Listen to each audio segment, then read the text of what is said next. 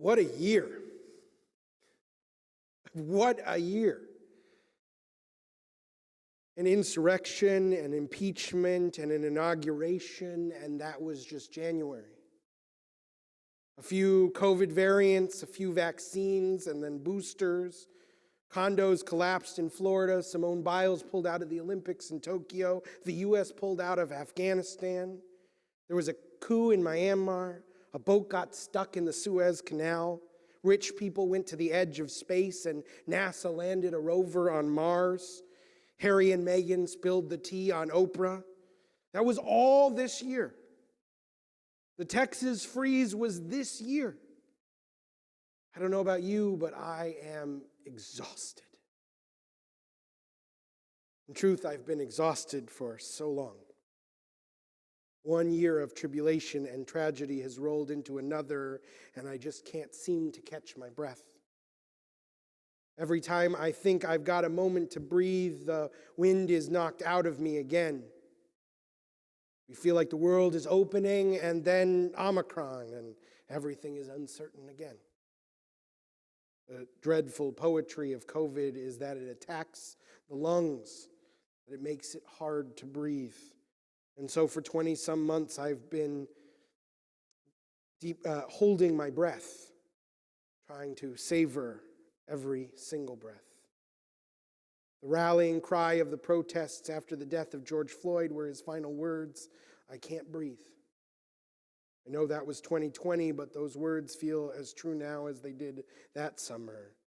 I just can't seem to catch my breath. The Israelites needed to catch their breath too. The burden of slavery weighed so heavily on them that they couldn't breathe. After Moses has his revelation at the burning bush, he goes to Pharaoh and demands that the Israelites be freed. But of course, it was not that easy. Not only does Pharaoh refuse, he even doubles the Israelites' labor. And in this week's Torah portion, Vayera, the Israelites are frustrated and deflated. They ask Moses, "How can you have done this to us? You and your talk of God and liberation has made things so much worse. Go away." Moses tries to comfort and encourage his people. He declares, "God says, I will free you from your labors and deliver you from slavery. I will redeem you with an outstretched arm. I will take you to be my people, and I will be your God. I will take you to the land I promised your ancestors and give it to you." But the Torah, in a tragic turn, says the Israelites would not listen to Moses because of their crushed spirits from cruel bondage. How heartbreaking is that? The people are presented with a message of possibility and hope, but they can't even hear it. And why? Because the Torah says of mikotzer ruach, because of crushed spirits, and me'avodah kasha, of hard bondage. Kotzer ruach, a crushed or shortened spirit. Ruach is an interesting word. It means spirit, but it can also mean wind or breath. Thus, we could translate kotzer ruach as shortness of breath. They were unable to hear because they were out of breath, their lungs crushed under the weight of slavery. Mitzrayim, the Hebrew word for Egypt, comes from the word sa'ar, a narrow place. Egypt is the place of constriction, of tightness. Egypt was closing in on them like a tunnel caving in, and it was getting harder and harder to breathe. And because they could not catch their breath, they were unable to hear the promise of their own liberation. They were unable to see the light that might draw them forward out of the rubble. They were out of breath, and they were stuck. The Hasidic teacher, Rabbi Meir Simcha HaKohen, says that the people could not hear Moses' words because they were in the future tense. Moses was describing some far-flung liberation, but they were suffering now. He writes, first and foremost, they wanted to get out of their current pressure. They wanted out now. When someone is constricted by narrowness of oppression, they lose the ability to imagine the future. Any message that does not address their current pain might be lost on them.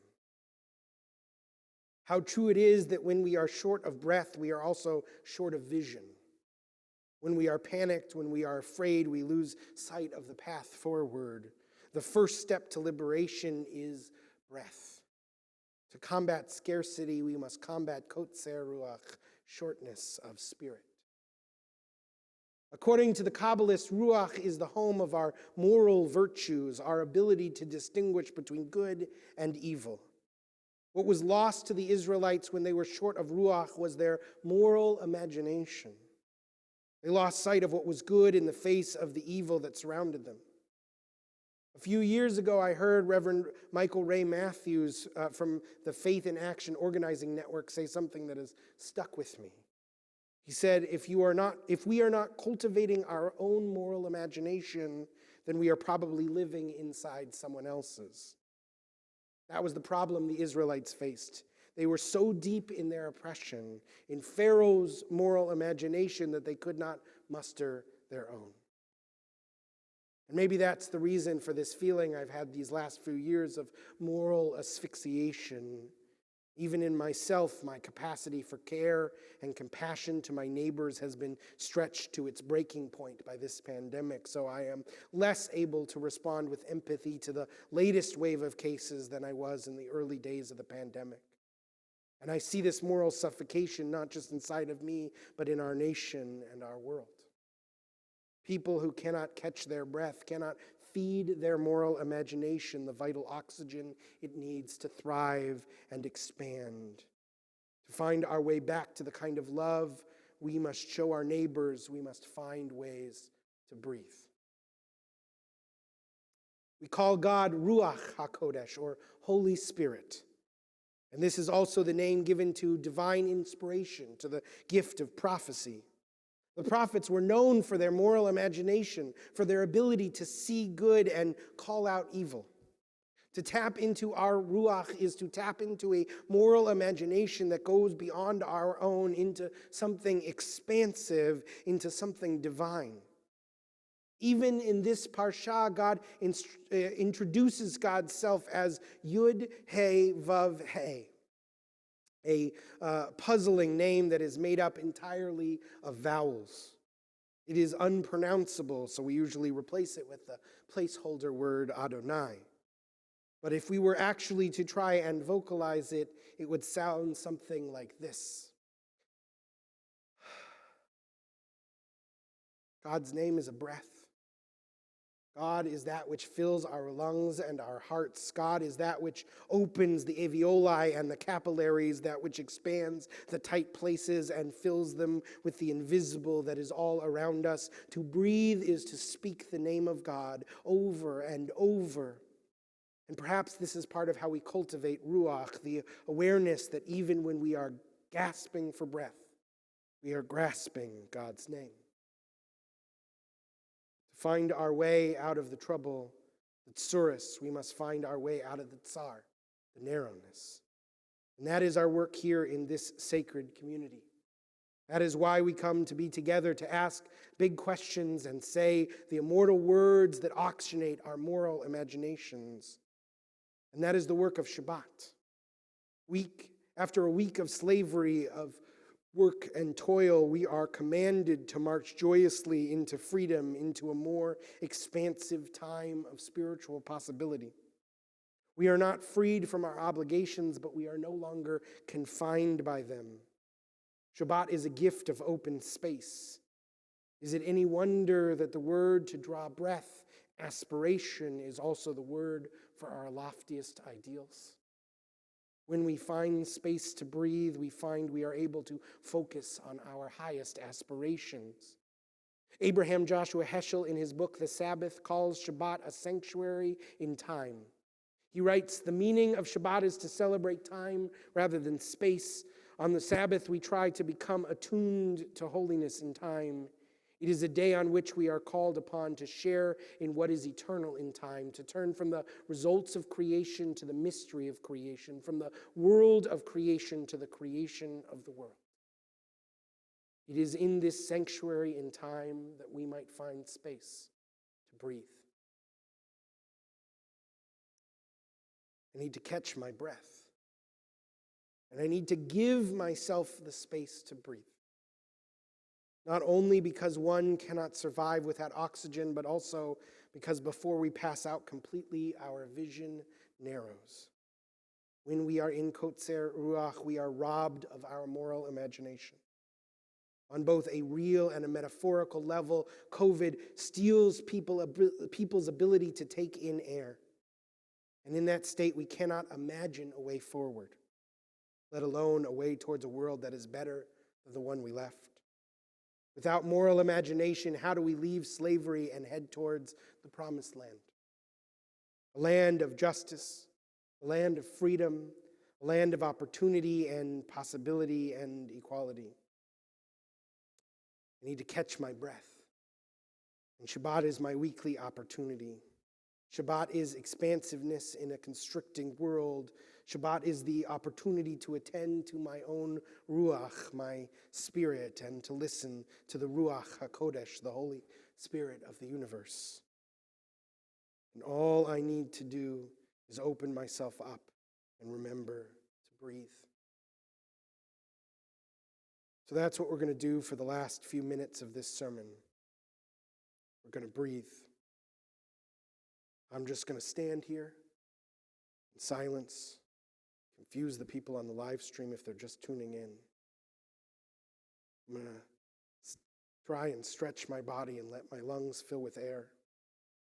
I'm going to try and breathe out the toxins of that which constricts me and breathe in the expansiveness of Shabbat. I'm going to listen to the silent sound of God's name on my lips. I'm going to feel the Ruach within me. And in that way, I'm going to combat some of the shortness of spirit that is endemic to this moment. I hope that you will join me. I think we could all use just a little bit of time to breathe.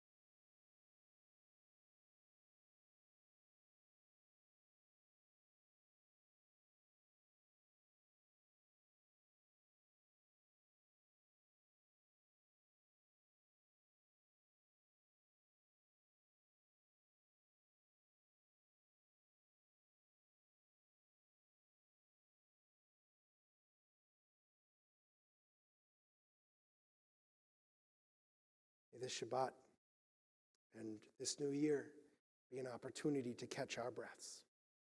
Shabbat Shalom.